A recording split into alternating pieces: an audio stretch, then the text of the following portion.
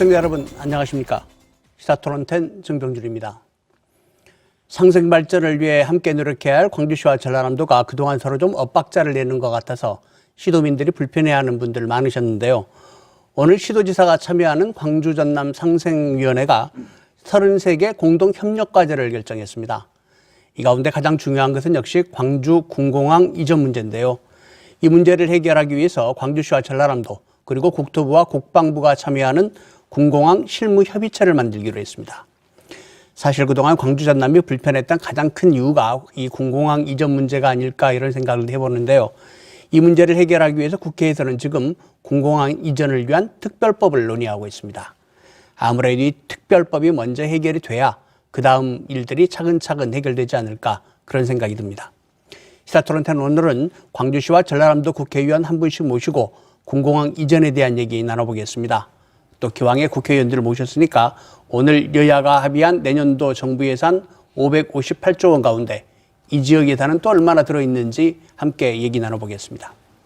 오늘 토론해 주실 분들 소개해 드리겠습니다. 먼저 국회 농해수위 위원장이신 더불어민주당 이계호 의원 나오셨습니다. 안녕하십니까? 더불어민주당 원내 부대표이신 이용빈 의원 나오셨습니다. 안녕하십니까? 위원장님, 네. 이낙연 대표께서 가덕도 신공항 얘기가 나오는데 덧붙여서 대구와 광주 군공항 이전 문제도 특별법 빨리 이번에 해결하자. 네. 이런 얘기를 하셨어요. 사실은 그동안 좀 지지부진하던 광주 군공항 이전이 좀 어떤 전기를 마련하지 않나 이런 기대도 드는데 그 이후로 한 일주일쯤 지났습니다. 지금 국회에서 어떻게 이 논의가 진행이 되고 있습니까? 우선 이낙연 대표께서 가덕도 신공항과 관련해서 어떻게 보면 이 다소 관계가 좀 떨어지긴 합니다만은 예. 광주 군공항 이전 특별법 전략적으로 군공항 이전 특별법이죠. 이것도 네. 같이 개정을 해서 정부의 지원을 토대로 해서 군공항이 이전될 수 있도록 좀 촉진을 해보자. 뭐 그런 취지의 말씀을 주셨습니다. 그건 정말 광주 지역에 대한 큰 애정을 갖고 있는 이낙연 대표의 하나 그 정치적 표현이라고 생각을 하고요. 그 뜻을 저희들 입장에서는 쫓아서 꼭 군공항 이전 특별법이 이번에 뭐 처리가 되었으면 좋겠습니다만은 다만 지금 군공항 이전 특별법은 지금 이전을 시키고자 하는 지역민들과 또 그 지역의 국회의원과 또 군공항 이전이 됐을 경우 받아들이는 뭐 지역과 지역 의원의 뜻이 좀 다릅니다. 네. 그렇게 해서 뭐 어떤 합의점을 찾아서 과연 개정이 될 수 있을지 좀 걱정이 되고 있습니다. 어쨌든 뭐 법과 관계없이 군공항 이전은 이미 문재인 정부가 약속을 했던 국책 사업이고 또 정부 국정계획 5개년에도 5개년 계획에도 반영이 되어 있는 어떻게 보면 필요한 사업이라는 전제하에서 보다 전향적인 접근이 좀 필요한 시점이다. 이제 문재인 정부의 4년차까지 접어들기 때문에 뭔가 가시적인 성과가 나와야 되는 시점이다. 이렇게 생각을 하고 있습니다. 네. 이용빈 의원님께서는 이낙연 대표가 이번에 개정하자고 이야기하는 그 특별법, 그걸 사실 대표 발의하셨잖아요. 지역구이시기도 하시고. 사실 우리 이낙연 당대표께서 신공항 특별법이라고 언급을 하셨는데 네. 일부에서 아니 광주에 무슨 신공항을 짓느냐라고 언급하신 분들이 있어서 상당히 조금 난처한 그런 사연이 있었던 적도 있습니다. 근데 사실은 이 신공항 특별법이라고 해서 광주를 포함해서 가덕도 신공항 그리고 대전 수원 이렇게 전반적으로 신공항 건설과 관련된 국가 균형 발전 전략을 패키지로 이렇게 내놓은 것으로 느꼈습니다. 그 안에 광주 군공항 이전 문제를 함께 논의한다고 하는 건 탁월한 발상이다라고 생각하고요. 전반적인 국가 발전 전략을 시대 전환이라고 하는 입장에서 새롭게 그려가는 그런 태도로 보여져서 굉장히 긍정적인 신호로 받아들였습니다. 지금 논의되고 있는 이 의원님께서 발의하신 그 특별법 개정안에 기존 법안과 어떤 차이가 있습니까? 사실 이번에 가덕도 신공항 건설 촉진 특별법이 대두가 되면서 광주를 포함한 군공항 이전 특별법 개정안을 제가 이미 발의해 놓은 것이 있어서 이제 관련 비교가 될 수밖에 없는데요. 가덕도 신공항 건설 촉진 특별법은 어떻게 보면 국책 사업으로 국가가 완전히 심지어는 예타를 면제하는 상황까지도 함께 고려하면서 예산을 투입하겠다라고 하는 대단히 전향적인 자세를 보이고 있는 데 반해서 우리 광주군공항 이전과 관련해서는 기부대 양여 방식이라고 하는 기존의 특별법이 제한하고 있는 것들이 심각한 상황이어서 국방부가 이것을 계속 차일피일 미룰 수밖에 없는 조건을 가지고 있습니다. 그래서 제가 개정안 발의했던 내용은 결국은 기부대 양여 방식이 가지고 있는 문제점을 해소하기 위해서 국가가 필요한 재정을 투입할 수 있는 근거를 만들 뿐만 아니라 국방부가 이 일을 절차적으로 차일피일 미룰 수 없도록 그 기한을 상세하게 정하고 의무화했던 겁니다. 그래서 이 특별법이 통과될 수만 있다면 사실 광주군공항 이전과 관련해서는 큰 가속도가 붙을 수 있는 그런 특별법인 거죠. 그동안에 광주군공항 이전에는 기부대 양여 방식이라고 해가지고 국비가 안 들어오는 방식이었는데 그렇죠. 여기 이제 사실은 땅을 개발해서 그 이익금 가지고 이전하라 뭐 이런 얘기인데 가덕도 신공항의 경우는 예비타당성 조사도 없이 국비로 다 하겠다 지금 이런 얘기잖아요. 뭐 이게 좀 다른 얘기일 수도 있겠는데 이교 위원장님께 좀 질문 드려볼까요? 사실은 이 가덕도 신공항 관련해서 여야가 합의를 하는 분위기인데 뭐 지금 국민의힘 확실하게 입장은 아니지만 정의당 쪽에서는 꽤 세게 비판을 했습니다. 이게 백년지대계가 아니라 선거지대계다 뭐 이런 얘기들을 하면서 이 예타를 면제하는 부분을 꽤 심각하게 비판을 했는데 어떻게 이해할 수 있을까요? 뭐 예타 면제한 것은 꼭 가덕도가 아니어도 그런 사례가 많이 있습니다. 최근 정부 재정법에도 국가재정법에 국토균형발전 또 경제 어떤 그 재난 극복을 위한 긴급한 경제 조치를 위해서는 예타를 면제할 수 있다고 되어 있고요. 최근에도 지금 그린 뉴딜 사업들 정부에서 추진하고 있지 않습니까? 모든 사업이 지금 예타 면제 대상으로 지금 현재 검토가 되고 있고, 또 광주 광역시에서 추진하고 있는 이 국가균형발전 프로젝트로 AI 산업단지 지금 추진하고 있는 사업도 예타가 면제되었습니다. 뭐 그런 것처럼 예타를 면제하는 사업들은 꽤 있고요.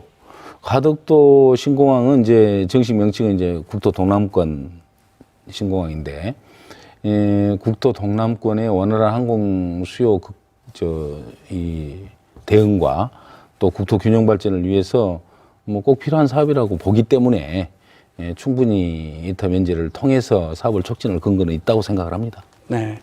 그런데 물론 이제 가덕도 신공항하고 광주군공항 이전하고는 약간 사업의 성격이 다르긴 하죠. 사업 우선 주체도 추진 다르고, 부처부터 사업 주체도 다르고. 예, 그렇지만 어느 쪽은 예비타당성 조사도 면제하면서 국비를 붓겠다고 하고 어느 쪽은 국비 한 푼 안 주고 순전히 땅 개발비로 이전을 하라고 하고 조금 형평이 안 맞는 거 아닌가요? 네, 사실은 이제 가덕도 신공항과 관련해서 제 의견을 말씀드리자면요. 네. 가덕도 신공항은 김해공항이 대단히 안전에 문제가 있고, 특히 동남권 신공항의 필요성이 제기된 지가 이제 꽤 됐는데요. 그 필요성이라는 것은 결국은 인천호에서 국제 물류가 집중되다 보니까 부산 경남 쪽의 물류가 인천을 통해서 세계로 나가다 보니까 그 관련된 비용이 엄청 소요가 되고요.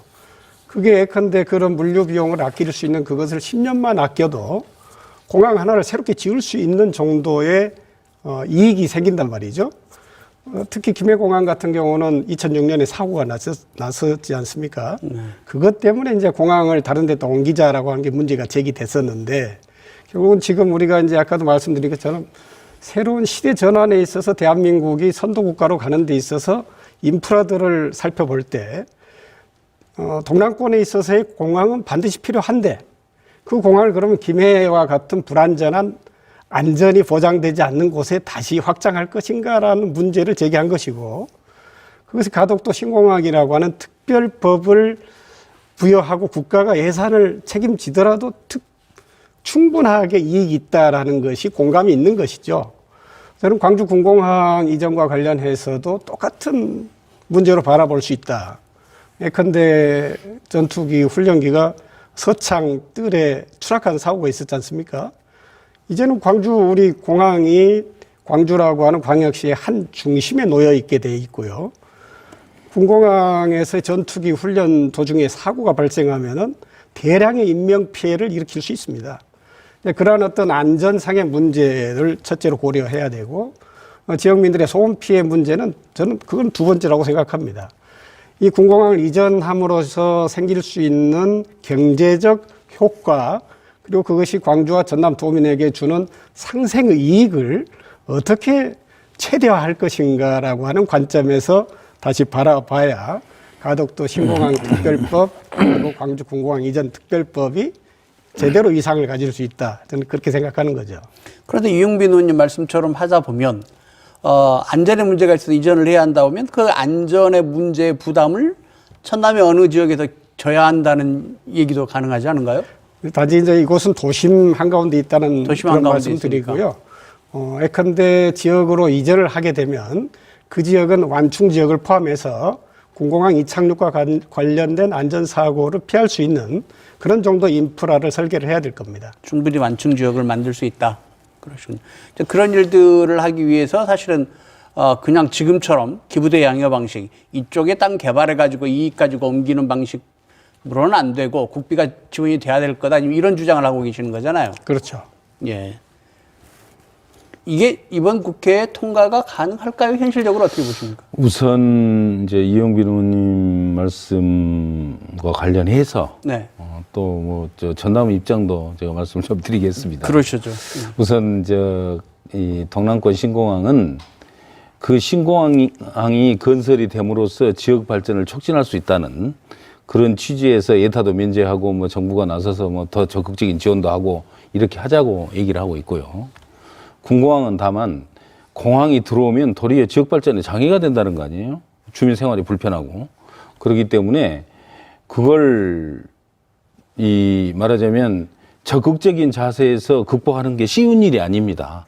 그래서 이 두 가지, 그러니까 동남권 신공항과 현재 지금 논의가 되고 있는 광주 군공항을 포함한 뭐 수원과 대구가 또 있습니다만 이 군공항 이전은 결이 좀 다른 거죠, 서로. 그래서 같이 놓고 보기에는 좀 어려움이 있고요. 방금 우리 정명준 국장님도 말씀을 주신 것처럼 광주 군공항이 전남 어느 곳인가 이전이 된다면 그 전남 그곳은 뭐 소음과 지금 광주가 겪고 있는 그 어려움, 그 외부 불경제를 그대로 다 떠안게 됩니다. 안전상의 문제, 소음 문제, 또 경우에 따라서 지역 발전에 장애가 되는 문제, 이런 문제를 다 떠안게 되기 때문에 그런 점을 고려를 하면서 접근을 해야 된다는 거죠. 근데 지금까지 그런 점에 대한 얼마나 진지한 고려가 있었느냐, 그런 점을 우리가 반드시 이 시점에서 따져봐야 되고, 또 공항 이전과 관련해서 그게 국책 사업이기는 합니다만은 이 군공항 이전을 지자체가, 그러니까 광주시와 전남도가 정말 어떤 방식으로든지 해결해내야 된다, 지역 내에서 라고 말을 하는 것은 굉장히 무책임한 정부 태도라고 봐요. 왜 그러냐면 군공항은 이게 지방공항이 아닙니다. 궁극적으로는 군공항 자체도 국방부가 주관하는, 관장을 하는 국책사업으로 추진하는 공항이기 때문에 그런 측면에서 보면 정부가 주체가 돼서 정부가 주도를 하고 정부가 해결책까지 가지고 대안을 만들어내고 이렇게 하는 전향적인 자세를 가져야만이 돌파구를 찾을 수 있다고 보고 있습니다. 그런 점에서 지금 오늘도 양 시도지사께서 그 실무 합의를 했다고 했습니다만은 그 실무 합의가 전제되는 게 지금 국방부 참여거든요. 저는 국방부 참여 정도가 아니고 국방부가 주도하는 실무 협의가 돼야 되고 국방부가 대안을 제시하고 또 국방부가 추진하고자 하는 의지를 보여주는 실무 협의회가 돼야 된다. 이렇게 바라보고 있습니다. 법이 개정이 돼서 국비를 지원하게 되면, 국비가 투자할 수 있게 되면 이제 그 국비가 국방부를 통해서 집행이 될 텐데, 그렇다면 국방부 자세들도 좀 바뀔 수 있지 않을까요? 어떻게 보십니까? 단순하게 이제 국방부가 뭐 추진한다는 의미를 우리가 이제 놓고 반출을 해보면 우선 사업 추진에 대한 뭐 여러 가지 재정적 부담을 해야 되겠지만은 그것과 함께 방금 제가 아까 말씀드렸던 광주 시민들이 현재 겪고 있는 내부 불경제, 그러니까 소음이랄지 안전상의 문제랄지 발전 제휴 문제랄지 이런 여러 가지 지금 어려움을 겪고 있는 거 아니겠습니까? 그걸 어딘가에서 떠안게 된다면 그 떠안게 되는 지역에 대한 반대급부가 반드시 함께 검토되고 또 우선적으로 또 추진이 된다는 거죠. 그걸 전제하지 않고 그냥 필요하니까 받으라, 국책사업이니까 가니까 받으라라고 말하는 것은 대단히 무책임한 정부 이 자세고 입장이다 이렇게 보고 있는 겁니다. 근데 지금 군공항 이전이 추진되고 있는 게 광주뿐만이 아니라 대구, 수원 이런 데도 지금 추진이 되는데 예를 들면 대구 같은 경우는 군의로 장소를 결정을 했거든요. 어떤 우리가 뭔가 좀 도움이 될 만한 게 있을까요? 그쪽 결정 사항에 대해서? 예, 아까 질문 주셨던 이제 결국은 가덕 신공항 특별법과 함께 우리가 이제 신공항 특별법이라고 하는 형태로 이것을 전체적으로 분위기를 좀 묶어낸다고 했을 때 저는 광주 군공항 이전에 관련된 여야의 합의뿐만 아니라 관련해서 지역에 어떻게 인센티브를 지역민이 원하는 방식으로 제공할 수 있을 것인가 국가의 책임을 더 강조하게 된다면 충분히 탄력을 받을 수 있을 거란 생각을 하고요. 아까 말씀 주셨던 군이 대구 지역에 거기는 뭐 거의 인구 절벽 상태에 놓여 있는 지역이기 때문에 어떻게든지 지역 인프라를 확장해서 지역들이 좀 인구가 유입될 수 있는 그런 지역으로 다시 재탄생하고자 하는 하나의 몸부림이다라고 바라볼 수 있을 텐데 그 역시 국가가 얼마나 거기에 재정을 투입해 줄 수 있느냐에 대해서 관심이 굉장히 많죠.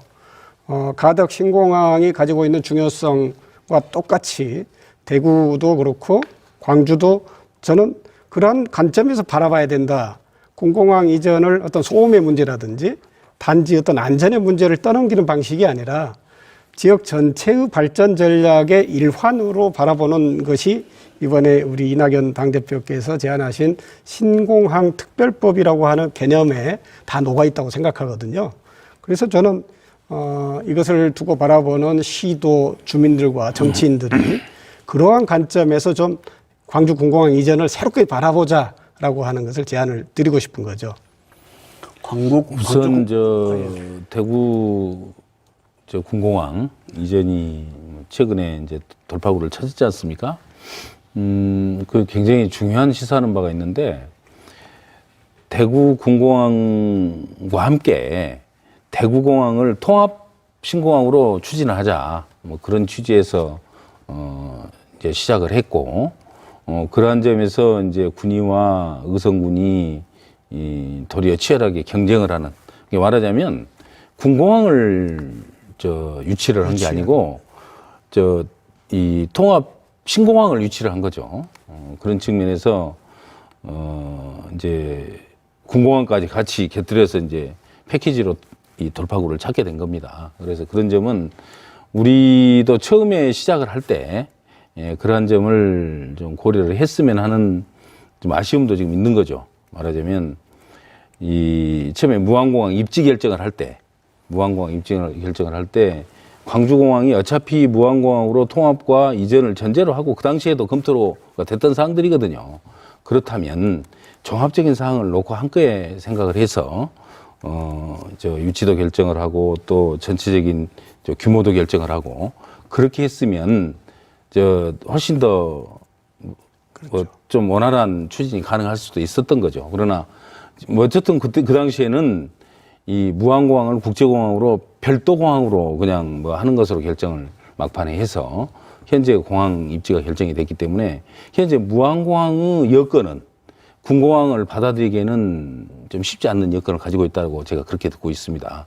그래서 그런 점도 우리가 함께 고려할 수밖에 없는 것이고 그렇기 때문에 이제 문제는 굉장히 해결책을 찾기가 어려워졌는데 이런 상황일수록 정부가 어떤 대안을 가지고 어떻게 접근할 것인지 정말 치열한 고민이 좀 필요한 그런 시점이 지금 오늘 광주시와 전라남도가 제안한 군공항 실무협의체 여기에 국토부나 국방부가 이제 얼마나 적극성을 가지고 참여하느냐 이것도 좀 앞으로 지켜봐야 될 부분일 것 같은데요. 최근에 그 강기정 전 청와대 정무수석이 군공항 이전 문제와 관련해서 그 공항 주변에 1000만 평을 공항도시로 만들자. 그러면 또 이공유제를 하자. 뭐 이런 제안들을 했습니다. 거기에 대해서 바로 우리 이용빈 의원께서 지지하는 그 코멘트를 하셨던데 이게 대안이 될 수 있을까요? 어떻게 보십니까? 예, 그렇습니다. 저는 이제 최근에 논의가 시작된 시도 행정통합 의제라고 하는 것이 결국은 광주 전남이 새로운 어떤 전략을, 발전 전략을 내놓은 것이다라고 생각하고요.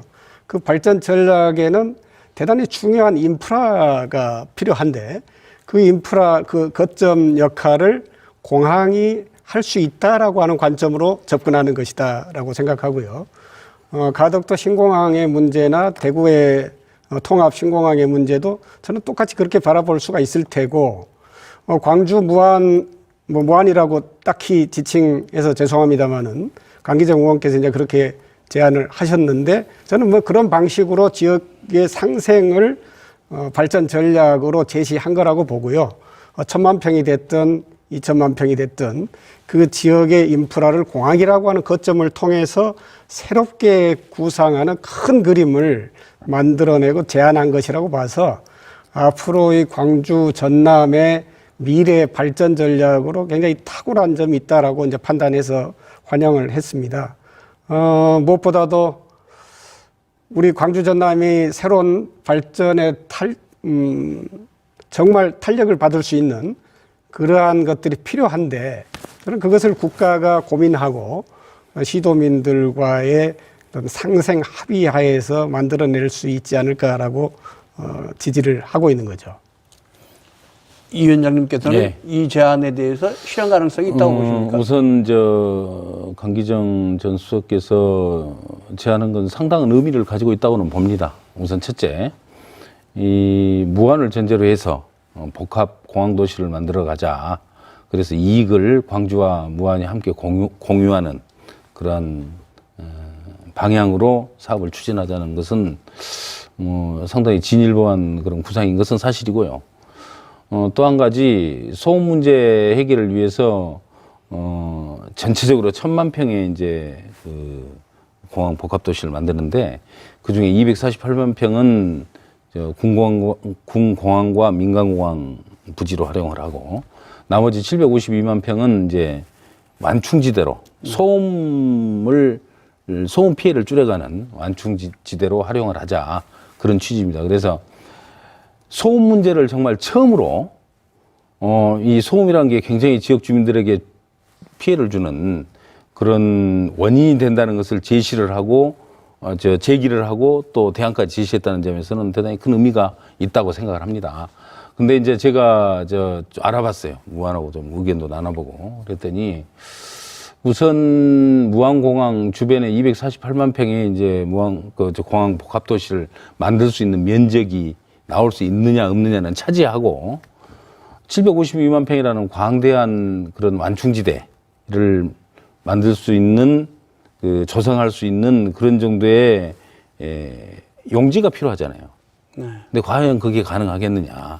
그래서 이 1,000만 평 공항 복합도시 안은 발상 자체는 굉장히 의미가 있고 또 그동안에 논의됐던 여러 대안들이 있었습니다만은 상당히 심도 있고 성의 있게 접근한 건 틀림없는 사실이지만 그러나 현실성에 있어서 다소 좀 어려움이 좀 있다. 그런 점을 제가 들은 바가 있습니다. 어쨌든 또 소중한 제안이 되었기 때문에 그 대안에 대해서도 그 대안을 구현할 수 있는 방안이 무엇이 있는 것인지 또 무안이 됐든 아니면 제3의 전남 내 지역이 되었든 그 지역에 과연 그 대안을 적용을 시켜나갈 수 있는 방안이 그런 지역들이 있는 것인지 그걸 기왕에 이제 실무 협의회가 구성되기로 했다 하니까 우선적으로 좀 검토를 해봤으면 좋겠다 하는 말씀을 드리고 싶습니다. 실은 오늘 토론회를 이번 국회에서 이 군공항 이전 특별법이 통과될 수 있겠느냐를 여쭤보고 싶어서 두 분 국회의원을 모셨는데 광주 한 분, 전남 한 분 모시다 보니까 상당히 입장이 다르십니다. 그래서 이게 정말 여야 간의 합의로 국회에서 법을 통과시키는 게 먼저인지 아니면 광주와 전남의 합의를 이끌어내는 게 먼저인지 뭐가 먼저인지 좀 애매해지는 것 저는 같은데. 이제 제 지역구는 공항이 있는 지역구가 아니기 때문에 또 네. 대상 지역구가 아니기 때문에 비교적 그래도 무안과 이 광주 입장에서 좀 객관적으로 볼 수 있다고 생각을 합니다. 그 법을 보면 이렇게 돼 있어요. 우리 이용빈 의원이 발의한 법은 이제 소위 그 지역 주민들의 의사 확인 절차를 굉장히 용이하게 할 수 있도록 여러 좀 대안을 제시를 했고 또 무안공항 있는 지역에 서삼석 의원이 내놓은 개정안에는 그 지역 주민들의 의사를 확인하고 또 그 의사를 이제 구성하는 절차가 굉장히 까다롭게 도리어 돼 있는, 그래서 두 법안이 서로 상충된 법안인 거죠. 그래서 이제 관할 상임위원회에서 뭐 그런 부분은 심도 있게 더 검토를 해서 종합적인 대안이 필요한 그런 사항이고, 그건 이제 국회라는 뭐 거대한 집단 또 의미 있는 집단에 이 소위 말하자면 집단 지성이 작동이 돼야 되는 그런 분야다 이렇게 생각을 합니다.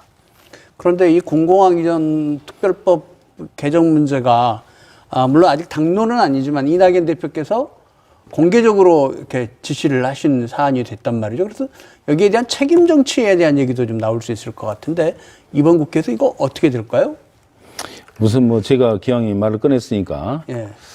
뭐 이낙연 대표의 이제 그 말씀은 정말 정부가 나서서 과감한 지원도 좀 하고 대상 지역에 그렇게 해가지고 대상 지역에서 정말 주민 수용성을 확 끌어올리는 그런 획기적인 조치가 있었으면 좋겠다는 것을 전제로 하고 계십니다. 그래서 뭐 그런 점은 저는 충분히 합의가 가능하다고 봅니다. 어려움은 있지만 합의가 가능하다고 보고요. 다만 그 합의의 전제는 뭐냐면 정부가 정말 해결해야 되겠다라는 강한 의지와 또 지원 어떤 이 툴을 가지고 있어야 가능하다 이렇게 생각을 합니다. 오늘 두 분 의원님들 얘기 들어보는 과정에서도 많이 나왔지만 이 공공항 이전 문제가 사실은 지금 전라남도와 광주시가 상당한 거리가 있거든요. 이것 때문에 그동안에 광주시와 전라남도가 상생 협력이 잘 안 되고 여러 가지 문제들을 일으키고 있고, 그다음에 그동안에 이미 결정돼 있었던 광주 민간공항을 무안으로 옮기는 문제까지 지금 재검토에 들어갔습니다. 그래서 시민들의 여론조사는 80% 가까이가 민간공항을 군공항과 함께 옮겨야 한다라는 연관을 가지고 옮겨야 한다라는 결과가 나왔고요. 이걸 가지고 광주시는 이제 10일까지 이 결론을 내겠다. 지금 이런 입장입니다. 다행히 오늘 시도지사가 만나서 뭔가 어떤 협력, 협의의 어떤 단초들을 만들어가는 것 같긴 한데 상당히 심각한 지경까지가 광주 전남의 갈등 어떻게 풀어야 한다고 생각하십니까? 이교 위원장님부터 좀 의견을 들어볼까요? 네, 뭐 시민 여론조사 결과는 잘 봤고요. 뭐 똑같은 조사를 전남에서 하면 또 반대로 나오겠죠. 그러니까 이 문제를 풀기 위해서 봐야지 이렇게 심각하니까 뭐 전남으로 하여금 희생을 강요해서는 안 된다고 생각을 하고요. 이제 광주공항을 이전하는 문제, 무안공항으로 통합하는 문제와 관련해서 방금 우리 이제 사회자께서 뭐 재검토에 들어갔다고 말씀하셨는데 그건 있을 수가 없다고 생각을 합니다. 이미 합의를 했고 그건 양 시도지사가 합의한 의미 있는 또 지역민에 대한 약속인데 그걸 뭐 여반장으로 그냥 뭐 뒤집는 것은 있을 수가 없고요. 그걸 전제로 해서 어떻게 하는 것이 군공항도 이전할 수 있도록 이 전남과 광주가 합의를 만들어내느냐. 그건 시도지사의 정치적 역량이고 또 이 말은 필요한 자세라고 생각을 합니다. 그래서 그런 노력을 더 하고 아까도 제가 누차 얘기를 하고 드리고 있습니다만은 정부의 과감한 그런 참여와 적극적인 주도 의지를 반드시 이끌어내는 그런 노력들을 시도지사가 더 해야 시도지사님들이 더 하셔야 된다 이렇게 생각합니다. 그 사안에 대해서는 이용규 의원님 어떻게 생각하십니까? 예, 광주 전남 상생발전위원회 이제 발표문 안에 광주 군공항 이전 문제 그리고 민간공항 이전 문제를 전향적으로 이렇게 담아냈다고 생각하고요. 이런 그 발표문의 핵심은 결국은 시민을 중심에 두고 판단해야 된다라고 하는 결국은 시민이 결정해가는 과정이 될 텐데 저희 광주의 시민이 있을 테고 또 전남의 시민들이 계시지 않습니까? 결국은 상생할 수 있는 방안을 찾아가는 어떤 슬기로운 그런 집단 지성의 힘이 잘 작동해야 된다고 보고요. 우리 이계호 선배 의원님께서 저는 이낙연 당대표님께 정말 좋은 제안을 하셨을 거라고 생각하는데요. 결국은 이 공공항 이전 문제를 신공항 특별법이라고 하는 방식으로 지역 균형 발전 전략으로 담아내고자 하는 의지를 표현하신 거라고 생각하는데 오늘 발표된 광주 전남 상생발전위원회의 발표문 역시 그 내용 안에 광주와 전남의 시도민들이 어떻게 상생할 수 있는가 방안을 이제 좀 적극적으로 찾아가자. 그리고 이제 기왕에 제가 발의했던 광주 공공항 이전 특별법 개정안과 서삼석 존경하는 서삼석 의원께서 발의한 내용은 공통점이 많습니다. 그 공통점은 결국은 이 공공항 이전 문제와 관련해서는 국가가 적극적으로 개입해야 된다는 거고 국방부가 정말 적극적으로 나서야 된다는 건 공통점이고요. 다만 지역 주민들의 입장을 얼마나 더 적극적으로 반영할 것인가의 차이가 있는데 저는 그건 역시 결국 지역 주민이 무안을 포함한 전남 지역의 주민 입장에서 그런 기피 시설을 우리가 받아들이고자 하는 입장을 어떻게 하면 합리적으로 설득하고 그것을 성공적으로 이끌어낼 것인가 하는 걸 정치권이 노력해야 된다고 생각합니다. 그래서 이 정치인들이 희망 있는 비전을 제시하고 그 비전에 동의할 수 있는 시민들의 어떤 움직임들을 만들어내는 것이 대단히 중요한데 그것을 촉발시키는 것이 저는 이낙연 당대표께서 제안한 신공항 특별법이다라고 하고 그게 이제 정말 합리적인 어떤 판을 까는 모습이다라고 생각돼서 굉장히 환영을 했던 거죠. 군공항이 이전 갈 지역을 좀 더 발전시키기 위해서는 국비 지원이 지금보다 더 필요하다 이렇게 볼 수 있을 텐데요. 이게 닭이 먼저냐 달걀이 먼저냐 질문이 될 수도 있을 것 같은데 공항 이전을 위해서 특별법 제정을 통한 국비 지원이 더 먼저 결정돼야 될 일일까요? 아니면 광주 전남 간의 협의와 협력이 선행돼야 될 일일까요? 저는 그게 이제 거의 동시에 진행된다고 생각하는데요. 결국은 법안이 통과되기 위해서는 여야가 합의해야 되지 않습니까? 이번에 신공항 특별법 근데 지금 여야 합의가 관련해서는 아니라 같은 장내에 그렇죠. 전라남도와 광주시가 지금 여야가 거의 합의에 도달할 수 있는 정도의 컨센서스가 어느 정도 형성이 되고 있으니 이제 광주와 전남 시도민의 상생을 위해서 정치권이 어떻게 응답할 것인가를 좀 고민하자라고 하는 관점에서 저는 이제 이 법안을 심사하는 법안 소위와 상임위에서 전향적으로 검토하지 않을까 그렇게 생각하고 있습니다. 국회 그 논의 구조를 통해서 광주 전남 의원들의 의견도 반영될 수 있을 거다. 예. 그렇게 생각하신다는 말씀이시죠. 이 위원장님한테도 같은 질문을 드려보고 싶은데요. 광주 입장에서 당연히 그렇게 봐야 되고요. 광주 입장이 어떻게 보면 이제 법안을 주관하는 국방부 입장과 일치하기 때문에 의외로 광주 입장이 다소 우세적으로 반영돼서 법안이 결정이 될 가능성도 많다고 봅니다. 그렇지만은 그러한 방향의 말하면 지역 주민들의 어쨌든 불만과 그리고 바라는 여망들이 충분히 반영되지 않는 법안이 되었을 경우에 실제 현장 적용에서 쉽지 않는 저항에 부딪힐 수밖에 없을 것이고 그렇게 됐을 경우에 도리어 사업을 더 어렵게 할 수도 있습니다. 그래서 그런 점을 충분히 고려를 하면서 지금 서로 상충된 두 법안이 지금 함께 발의가 되어 있기 때문에 그 합일점과 물론 공통적인 부분이 많이 있죠. 그 부분은 먼저 담아내고 다른 서로 상충되는 부분을 어떻게 조화롭게 합의를 보여주는지 그게 이제 굉장히 정치적 역량인데 그런 점에서 쉽게 합의에 도달하기가 합의에 쉽게 도달할 수 있겠느냐 그런 좀 우려는 있습니다. 네. 군공항 이전에 관련된 문제를 이 정도로 정리를 하고요. 잠깐 남은 시간에 내년도 예산 얘기 좀 해보겠습니다. 오늘 여야가 558조의 예산을 합의를 했습니다. 이 위원장님, 네. 국회가 여야 간에 이렇게 법정 기한, 내일이 이제 법정 기한인데 예산안 통과 지킨 게 6년 만이라고요. 올해 이렇게? 제가 초선 때 지킨 걸 한번 본 적이 있습니다. 네, 3선이신데. 예. 예. 그 이번 국회가 이렇게 순조롭게, 내부적으로 논의는 많았겠지만 순조롭게 예산안을 처리하게 된 배경, 어떻게 보십니까? 가장 결정적인 배경은, 재난지원금, 3차 재난지원금을 지급을 해야 되는데, 그 발의를 물론 민주당도 꾸준히 해왔습니다만은 공식적인 발의를 국민의힘 야당이 먼저 했습니다. 네. 그래서 이제 그걸 실현하기 위해서는 양당 간에 이제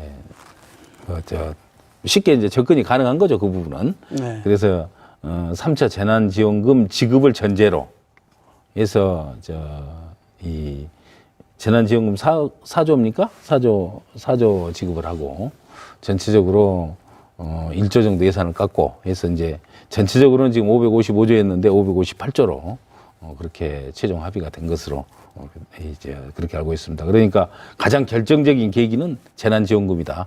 이렇게 생각하시면 될 것 같습니다. 방금 위원장님 말씀하셨는데 2조가 늘었어요, 정부안보다. 이것도 그렇습니다. 상당히 이례적인 얘기죠. 그러니까 이제 정부가 제출한 안보다 더 증액해서 예산을 통과시킨 경우는 뭐 굉장히 이례적이죠. 글쎄, 불가피하게 3차 재난지원금을 지급해야 되는 그런 현실적인 그런 수요 때문에 그럴 수밖에 없었다 이렇게 생각합니다. 예, 저도 예산안 통과에 대해서 상당히 좀 회의적이었는데 오늘 그런 갑작스럽게 합의가 됐다는 소식을 듣고 굉장히 놀랐습니다. 2014년에 국회 선진화법이 통과되면서 그 이후로 6년 만에 처음이라는 이야기를 들었거든요.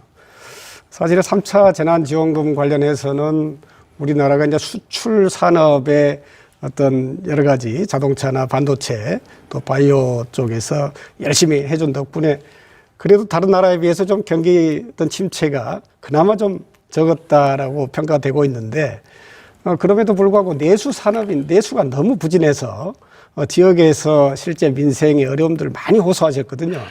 제가 그래서 지난 국정감사 때 청와대 국정감사를 할 때 3차 재난지원금 관련해서 좀 제안을 드렸고, 근데 그때는 사실은 이제 뭐 추경 편성이 어렵다라고 하는 그런 이야기를 하면서 좀 그 제안이 좀 일축됐었는데요.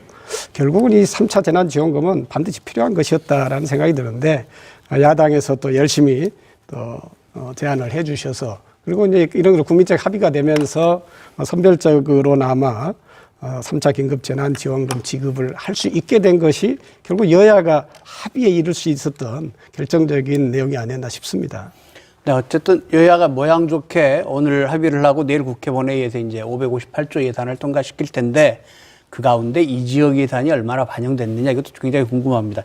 일단 광주 쪽 예산이 의미 있게 반영된 게 있습니까, 의원님? 광주가 내년에 확보할 정부 예산안이 사실 2조 7천억 정도가 됩니다. 네. 네. 근데 국회에서 저희들이 추가로 증액해달라고 새롭게 추가 증액 요청한 것만 해도 되게 1,200억 정도가 되거든요.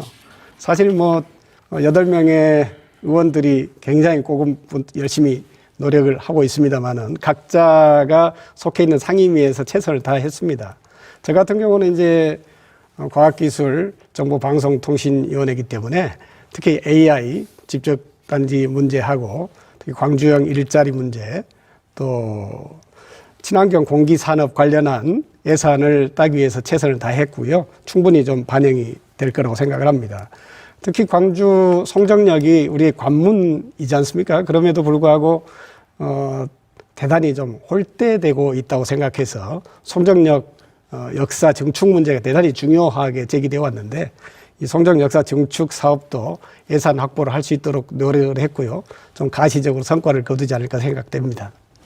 아직 구체적인 안이 발표되진 않은 모양이죠? 내일쯤 아마 알 수 있지 않을까 싶은데요. 내일쯤. 이번에 광주 전남 국회의원들께서 전부 여당이긴 한데 초선 의원들이 많으셔서 조금 어떤 결과가 나올지 걱정을 했는데 이계호 위원장께서는 3선이시니까 훨씬 더 많은 성과를 내지 않으셨을까요? 예, 초선 의원이지만 뭐 역량이 있는 분들이기 때문에 과거에 뭐 다선 의원들이 질비하게 있을 때에 비해서 결코 역량이 뒤지지 않습니다. 뭐 그것은 제가 3선 의원으로서 지금까지 쭉 지켜보니까 그렇습니다. 그래서 너무 염려 안 하셔도 되고요.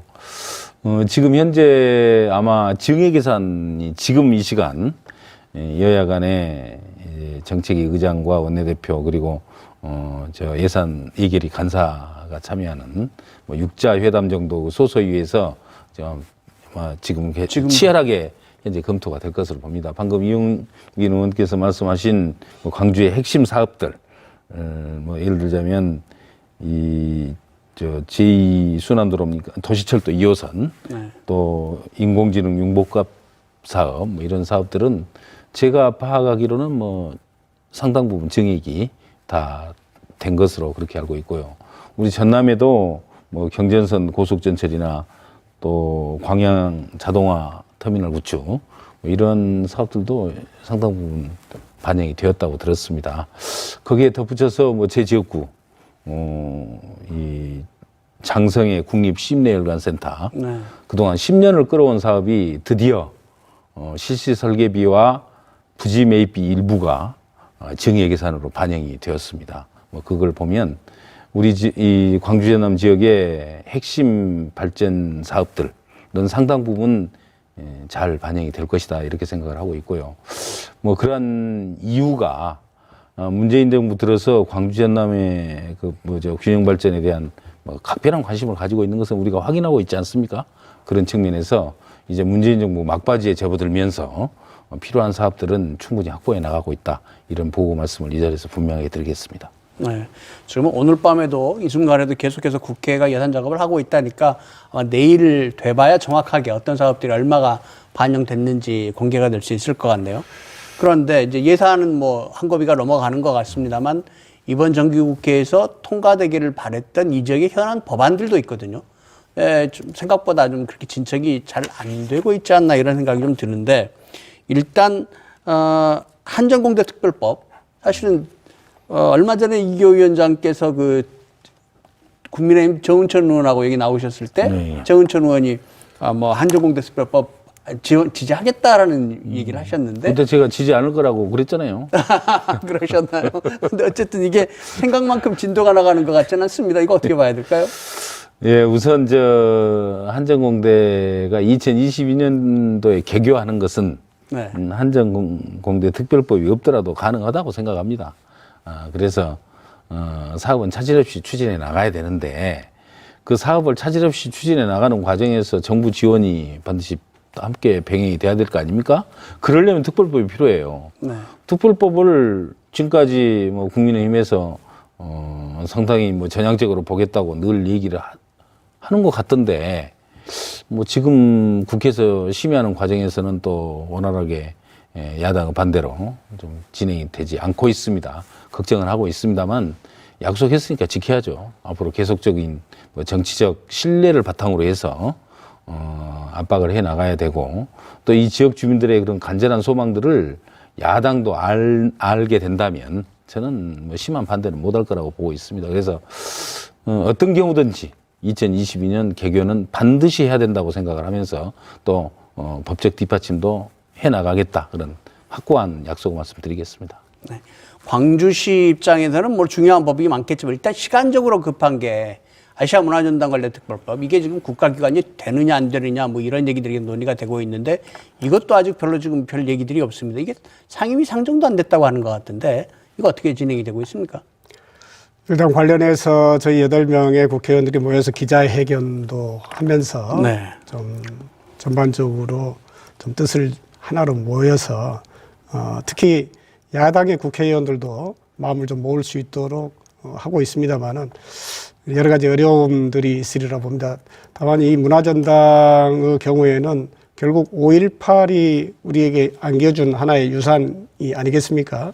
결국 광주 정신을 세계로 알리는데 큰 역할을 할 수 있는 그런 것들인데 관련해서 여야가 특히 김종인 대표가 광주에 와서 무릎을 꿇고까지 사과를 하고 광주 정신을 제대로 좀 명예를 살리겠다라는 약속을 한 것을 비춰보면 문화의 전당 사업과 관련된 법안 역시 여야가 충분히 합의해서 통과시킬 수 있는 여지가 있다라고 저는 생각을 하고 있습니다. 네. 아문법은 제가 조금 더 설명을 드리면요. 뭐 분명히 야당에서는 광주의 여망을 받아서 이것도 뭐 적극적으로 검토를 할 것으로 뭐 같이 들었지 않습니까? 그러나 뭐 현실은 그렇지 못합니다. 어느 정도 아문법에 민감한 반응을 보이냐면 과거 박근혜 정부 때 박근혜 당시 대통령이 유승민 원내대표가 뭐 합의했던 것을 비난했던 법안 대표적인 예로 아시아 문화전당 관련 법안은 뭐 자기들이 이해가 무슨 맞아 떨어져 가지고 합의를 했다 그런 지적을 했을 정도로 아주 민감하게 반응하고 또 그렇게 반대를 해왔던 법입니다. 쉽지 않는 상황이긴 하지만 그러나 이제 이게 이제 운영 방식과 관련된 지금 현재 법안 내용이거든요. 그래서 정부에서 적극적으로 국회에서 적극적으로 이 법안 개정안을 통과시키도록 노력을 하되 정 어렵다고 판단하면 현재의 범위 내에서 새로운 대안을 찾아야 한다고 생각합니다. 현재 범위 내에서 새로운 대안을 찾아야 한다. 현재 지금 이 법을 개정하지 않고도 네. 어떻게 하는 것이 정부의 지원을 토대로 한 원활한 운영 방식을 찾아갈 수 있는 것인지 좀 연구를 해서 대안이 필요하다 이렇게 생각하고 있습니다. 혹시 좀 보관이 있으십니까? 뭐 제가 뭐 직접적으로 이 관여는 안 했기 때문에 뭐 특별한 이 대안을 가지고 있는 건 아닙니다만은 예. 그런 연구를 좀 치열하게 좀 해서 야당이 반대하니까 못한다고 할 수는 없잖아요. 광주 시민들의 바람과 여망을 우리가 받들어 나간다면 어떤 식으로든지 충분한 지원을 전제로 한 대안이 필요하다 이렇게 생각합니다. 아무래도 행정가로서 정치가로서 오래 살아오신 경륜이 그런 새로운 대안들을 말씀하시고 계신 것 같은데 함께 전남도 광주시 의원들이 노력해서 좋은 결과 있었으면 좋겠습니다. 네. 감사합니다. 네, 오늘 토론 함께 해주셔서 감사합니다. 예. 광주와 전라남도는 참 특수한 관계입니다. 전라남도 도민들의 자녀들이 광주에 살고요. 또 광주 시민들이 전라남도로 출퇴근을 하기도 합니다. 또 당장 이용섭 광주시장이 전남 출신이고요. 김영록 지사는 청소년기를 광주에서 보냈습니다. 이런 두 지역이 서로 협력하지 못한다면 과연 누구와 협력할 수 있을까요? 누군가는 인간을 협력하는 종이라고 했습니다. 우리 두 지역이 공동 상생 발전의 방안 서로 잘 만들어서 잘 지켜나가기를 바랍니다. 시사토론 10 오늘 순서 여기서 마칩니다. 다음 주 화요일 시간에 다시 찾아뵙겠습니다.